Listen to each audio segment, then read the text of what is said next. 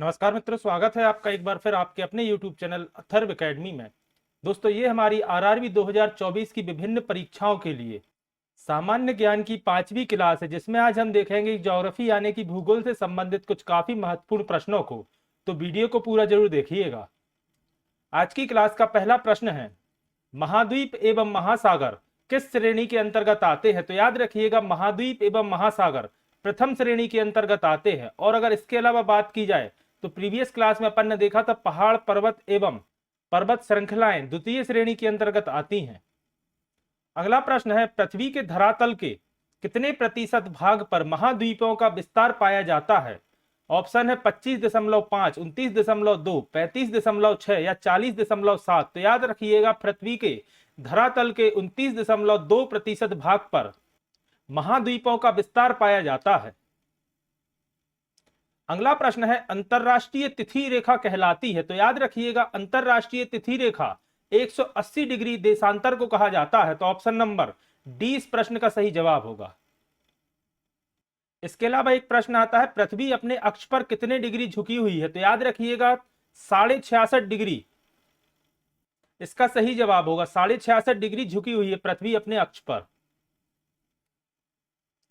अगला प्रश्न है, अंतरराष्ट्रीय तिथि रेखा का निर्धारण किस वर्ष किया गया था? ऑप्शन है 1662, 1745, 1884 या 1947। तो याद रखिएगा, अंतरराष्ट्रीय तिथि रेखा का निर्धारण वर्ष 1884 को किया गया था। तो ऑप्शन नंबर सी इस प्रश्न का सही जवाब होगा। अगला प्रश्न है, अंतरराष्ट्रीय तिथि रेखा बिल्कुल सीधी नहीं है, इसका क्या कारण है? ऑप्शन है कोरियोलिस बल, अंतरराष्ट्रीय समझौता, कुछ देशों के भिन्न भागों के दिन एवं रात एक समान रखना इसका मुख्य कारण है, या उपयुक्त सभी। तो याद रखिएगा, अंतरराष्ट्रीय तिथि रेखा सीधी ना होने का कारण है कुछ देशों के विभिन्न भागों के दिन और रात को एक समान रखना। तो ऑप्शन नंबर सी इस प्रश्न का सही जवाब होगा। अगला प्रश्न है, एक देशांतर को पार करने में दो स्थानों के स्थानीय समय के बीच क्या अंतर होता है? तो याद रखिएगा, इसका सही जवाब होगा 4 मिनट। तो ऑप्शन नंबर 20 प्रश्न का सही जवाब होगा। 4 मिनट में एक देशांतर को पार करने में दो स्थानों के स्थानीय समय का अंतर होता है। अगला प्रश्न है, समुद्र तल से सर्वाधिक नीची झील कौन सी है? ऑप्शन है अरल सागर, कैस्पियन सागर, बैकाल झील या मृत सागर। तो याद रखिएगा, समुद्र तल से सर्वाधिक निचली झील है मृत सागर। तो ऑप्शन नंबर डी इस प्रश्न का सही जवाब होगा। अगला प्रश्न है, सर्वाधिक ऊंचाई पर स्थित नौकायान झील कौन सी है? ऑप्शन है टिटिकाका, विक्टोरिया, सुपीरिया या अथावास्का। तो याद रखिएगा, सर्वाधिक ऊंचाई पर स्थित नौकायान झील है टिटिकाका। तो ऑप्शन नंबर ए इस प्रश्न का सही जवाब होगा। अगला प्रश्न है, विश्व की सबसे बड़ी खारे पानी की झील कौन सी है? ऑप्शन है मृत सागर, कैस्पियन सागर, वॉन झील या अरल सागर। तो याद रखिएगा, विश्व की सबसे बड़ी खारे पानी की झील है कैस्पियन सागर। और इसके अलावा अगर सिर्फ झील भी पूछा जाता तब भी कैस्पियन सागर विश्व की सबसे बड़ी झील है, याद रखिएगा। तो ऑप्शन नंबर 20 प्रश्न का सही जवाब होगा। अगला प्रश्न है, स्टैनली जलप्रपात किस नदी पर स्थित है? ऑप्शन है अमेजन, कॉन्गो, नील या कोरोनी। तो याद रखिएगा, स्टैनली जलप्रपात स्थित है कॉन्गो नदी पर। तो ऑप्शन नंबर 20 का सही जवाब होगा। इसके अलावा याद रखिएगा, दुनिया का सबसे बड़ा जलप्रपात एंजल जलप्रपात कोरोनी नदी पर स्थित है। अगला प्रश्न है, नियाग्रा जलप्रपात किस नदी पर स्थित है? ऑप्शन है कोलोराडो, अमेजन, सेंट लॉरेंस या जेम्बेजी। तो याद रखिएगा, नियाग्रा जलप्रपात या नाइग्रा फॉल सेंट लॉरेंस नदी पर स्थित है। तो ऑप्शन नंबर सी इसका सही जवाब होगा। कई जगह आपको नियाग्रा नदी भी देखने को मिल सकता है, लेकिन इसका सही जवाब है सेंट लॉरेंस नदी पर। इसके अलावा अगर आपसे पूछा जाता है नियाग्रा फॉल स्थित कहां है, तो याद रखिएगा, कनाडा के ओंटारियो एवं अमेरिका के न्यूयॉर्क सिटी के बीच अंतरराष्ट्रीय रेखा पर स्थित है नियाग्रा फॉल। अगला प्रश्न है, विश्व का सबसे बड़ा महासागर कौन सा है? ऑप्शन है आर्कटिक महासागर, हिंद महासागर, अटलांटिक महासागर या प्रशांत महासागर। तो याद रखिएगा, अगर आपसे पूछा जाता है सबसे बड़ा महासागर कौन सा है, तो इसका सही जवाब होगा प्रशांत महासागर। तो ऑप्शन नंबर डी इसका सही जवाब होगा। और इसके अलावा अगर आपसे पूछा जाता है विश्व का सबसे छोटा महासागर कौन सा है, तो याद रखिएगा, सबसे छोटा महासागर है आर्कटिक। तो ऑप्शन नंबर सी इस प्रश्न का सही जवाब होगा। अगला प्रश्न है, निम्नलिखित में से कौन सा महासागर उत्तर दिशा में एशिया महाद्वीप से अवरोधित है? इसका मतलब है अगर उत्तर में एशिया महाद्वीप है तो एशिया महाद्वीप के दक्षिण में हुआ और अपने दक्षिण में है हिंद महासागर, तो ऑप्शन नंबर डी इसका सही जवाब होगा। हिंद महासागर अपने उत्तर दिशा में एशिया महाद्वीप से अवरोधित है। अगला प्रश्न है, हमारे सौरमंडल का सबसे कम घनत्व वाला ग्रह कौन सा है? ऑप्शन दिए गए हैं अरुण, वरुण, पृथ्वी या शनि। तो याद रखिएगा शनि यानी कि सैटर्न ग्रह हमारे सौरमंडल का सबसे कम घनत्व वाला ग्रह है, तो ऑप्शन नंबर डी इसका सही जवाब होगा। अगला प्रश्न है, सौरमंडल का दूसरा सबसे बड़ा ग्रह कौन सा है? पहला तो आप सभी जानते हैं बृहस्पति यानी कि जुपिटर सबसे बड़ा ग्रह है, और याद रखिएगा अगर दूसरा ग्रह पूछा जाता है तो दूसरा सबसे बड़ा ग्रह है शनि यानी कि सैटर्न, तो ऑप्शन नंबर सी इस प्रश्न का सही जवाब होगा। अगला प्रश्न है, शनि ग्रह का सबसे बड़ा उपग्रह कौन सा है? ऑप्शन है टाइटन, एटलस, टेलेस्टो या लपेट्स। तो याद रखिएगा शनि ग्रह का सबसे बड़ा उपग्रह है टाइटन, तो ऑप्शन नंबर ए इस प्रश्न का सही जवाब होगा। अगला प्रश्न है, निम्नलिखित में से कौन सा धात्विक खनिज है?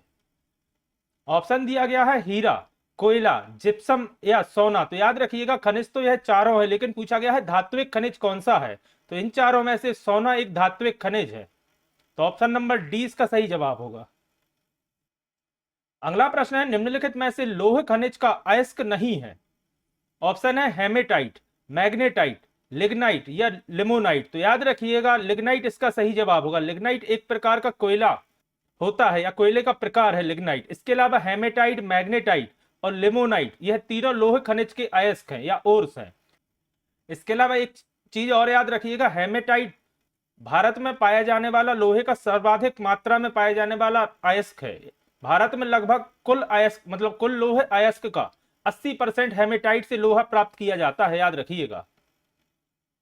और इसके अलावा एक चीज और याद रखिएगा, भारत के कुल लोहे उत्पादन में 50% से ज्यादा यानी कि आधे से ज्यादा लोहे का उत्पादन उड़ीसा राज्य से होता है। इस पॉइंट को भी आप याद रखिएगा। अगला प्रश्न है, एशिया का सबसे बड़ा लोह इस्पात उत्पादक देश कौन सा है? यानी कि लोहा सबसे ज्यादा कहां उत्पादन होता है? ऑप्शन है भारत, जापान, इंडोनेशिया या चीन। तो याद रखिएगा एशिया ही नहीं विश्व का सबसे बड़ा उत्पादक देश है चीन, अगर बात लोह इस्पात की जाए। और इसके अलावा याद रखिएगा विश्व में भारत का चौथा स्थान है और एशिया में दूसरा स्थान है लोह उत्पादन में। अगर प्रश्न आता है कि एशिया में दूसरे नंबर का लोह उत्पादक देश कौन सा है तो भारत, और अगर विश्व में चौथे नंबर का लोह उत्पादक देश कौन सा है तो भारत, याद रखिएगा। और चीन एशिया में भी और विश्व में भी पहले स्थान पर है लोह उत्पादन में। अगला प्रश्न है, कौन सा देश बड़ी मात्रा में लौह अयस्क का आयात करता है? याद रखिएगा प्रश्न में पूछा गया है आयात करता है यानी दूसरे देशों से इंपोर्ट करता है। ऑप्शन है भारत, जर्मनी, जापान या ऑस्ट्रेलिया। तो याद रखिएगा जापान इसका सही जवाब होगा। जापान काफी बड़ी मात्रा में लौह अयस्क का आयात करता है, जबकि भारत काफी बड़ी मात्रा में लौह अयस्क का उत्पादन करता है। जापान आयात करता है और भारत निर्यात करता है, याद रखिएगा। और जापान भारत के अलावा भी कई कंट्रीज से लौह अयस्क का आयात करता है। अगला प्रश्न है, विश्व का सर्वाधिक स्वर्ण उत्पादक देश निम्नलिखित में से कौन सा है? याद रखिएगा स्वर्ण उत्पादक यानी कि सोने का उत्पादन सर्वाधिक किस देश में होता है?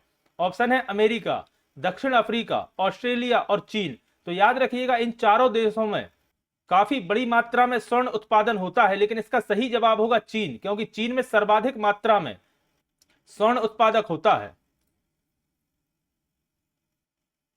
अगला प्रश्न है, निम्नलिखित में से कहां विश्व का सबसे बड़ा प्रमाणित तेल भंडार स्थित है? ऑप्शन है वेनेजुएला, सऊदी अरब, ईरान या इराक। तो याद रखिएगा विश्व का सबसे बड़ा प्रमाणित तेल भंडार वेनेजुएला में स्थित है, तो ऑप्शन नंबर ए इस प्रश्न का सही जवाब होगा। इसके अलावा याद रखिएगा वेनेजुएला की राजधानी या कैपिटल का नाम है काराकस।